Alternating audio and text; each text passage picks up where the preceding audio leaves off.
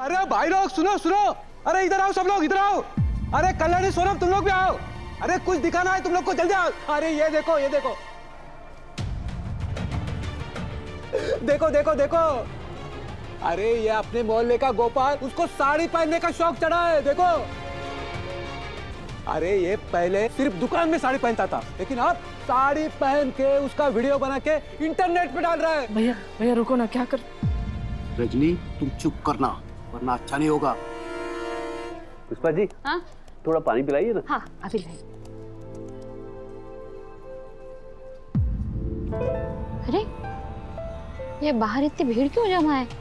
शर्मा जी, अरे ये देखिए बाहर इतनी भीड़ जमा है।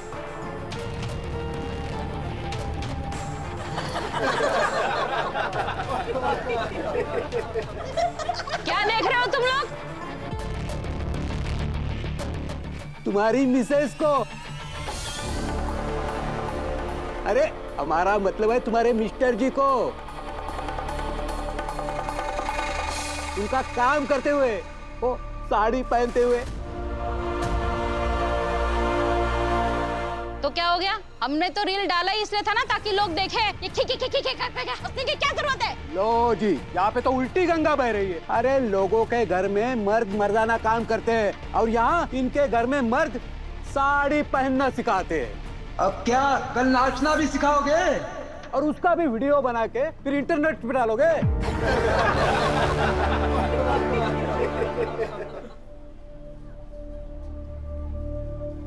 क्या बुरा है अगर कोई मर्द साड़ी पहनना सिखाए तो? मर्दों का यही काम है ना, किसी जगह की सभ्यता की धरोहर को संभाल कर रखना। सारी धरोहर है क्या? हाँ, तुम्हें नहीं पता?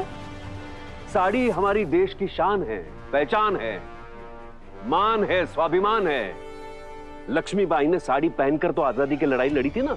और ये 5 हाथ की साड़ी के एक घेरे में सुंदरता, संस्कृति, सभ्यता के अनेक रंग समेटे हुए हैं। और इसी वजह से भारत ही नहीं, विदेश के लोगों ने भी इसे अपनाया है। एरोप्लेन की एरोस्टेस से लेकर देश के राष्ट्रपति तक पद की शपथ लेते वक्त साड़ी पहनती है।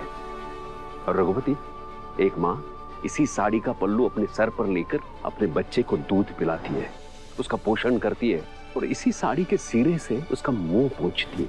ये साड़ी सिर्फ कपड़ा नहीं है, ये साड़ी एक माँ का संस्कार होती है, एक बेटी का भविष्य होती है, और एक औरत का अस्तित्व, उसकी इज्जत होती है। ये जेंडर के नाम पे हमने बहुत सारी दीवारें खड़ी कर दी हैं। ये एक मर्द अगर इस इज्जत को पहन ले तो वो मजाक का कारण बन जाता है। और ये है हमारी छोटी सोच। अगर कोई आदमी साड़ी पहनकर निकलता है तो हम लोग उस पर हंसते हैं। एक औरत अगर जीन्स पहनकर बाहर आती है तो हम उसे ताने देते हैं। ये गलत है, और मैं गोपाल शर्मा इस गलत का कभी हिस्सा नहीं बनूंगा। और मुझे गर्व है, मुझे साड़ी पहननी आती है और पहनानी भी आती है।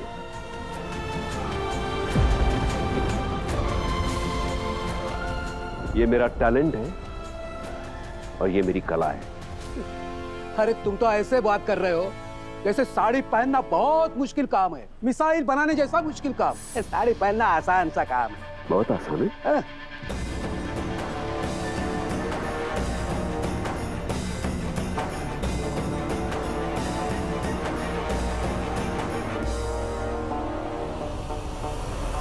तो पहन के दिखाओ।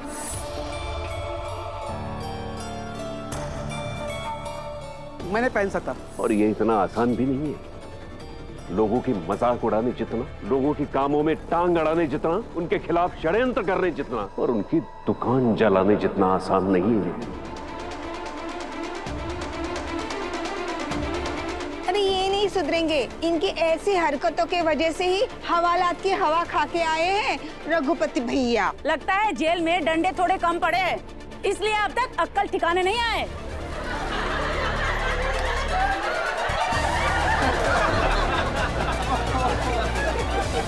अब खड़े क्या हो? चलो जाओ यहाँ से। और दोबारा मेरे शर्मा जी को परेशान किया ना तो वो गोदाम वाली मार याद है ना, वो यही पड़ेगी तुम्हें। निकलो यहाँ से। हाँ जा रहे।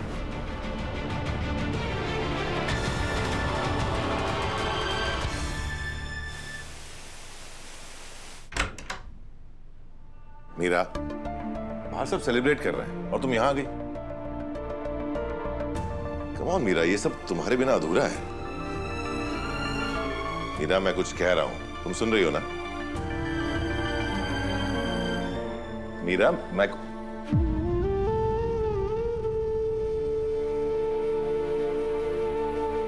तुम रो रही हो?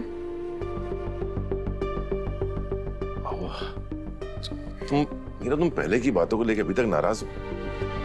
प्लीज भूल जाओ। देखो, मैं, झेंडे, अनु सारा साफ खुश है कि तुम वापस आ गई हो। और मीरा, मैंने अनु को अभी राजनंदिनी साड़ीज का बिजनेस हेड बनाया है। उसे चलकर कॉन्ग्रेचुलेट कर दो, अच्छा लगेगा उससे।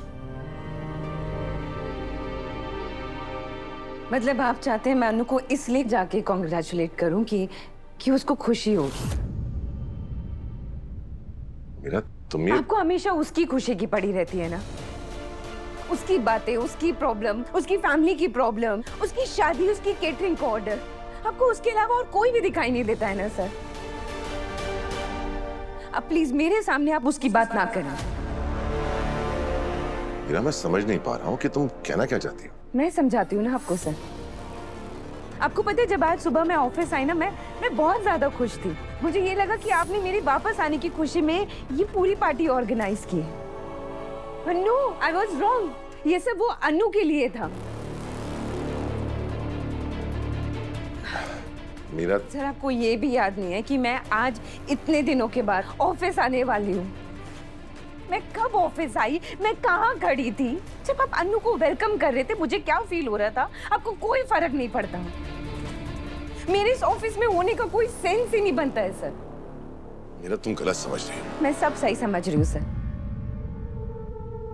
एक वक्त था जब आपको कोई भी डिसीजन लेना होता था ना, आप मुझसे पूछते थे।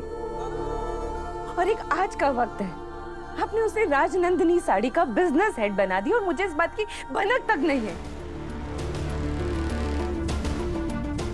तुम्हें इस बात का बुरा लग रहा है कि मैंने इस बारे में तुम्हें बताया नहीं, पर ये तो ऑब्वियस था मीरा। अनु ने राजनंदिनी साड़ीज के लिए कितनी मेहनत की है, उस ब्रांड को कहां तक पहुंचा दिया है। She deserved it. इसलिए और मैं क्या डिजर्व करती हूँ? रिजेक्शन। तो तुम कैसी बात कर रहे हो मीरा? तुम अपने कैलिबर, अपने एक्सपीरियंस को अनु के साथ कंपेयर कर रही हो। तो सर, आपने मुझे खुद मजबूर किया उसके साथ कंपेयर करने के लिए। मैंने क्या किया है?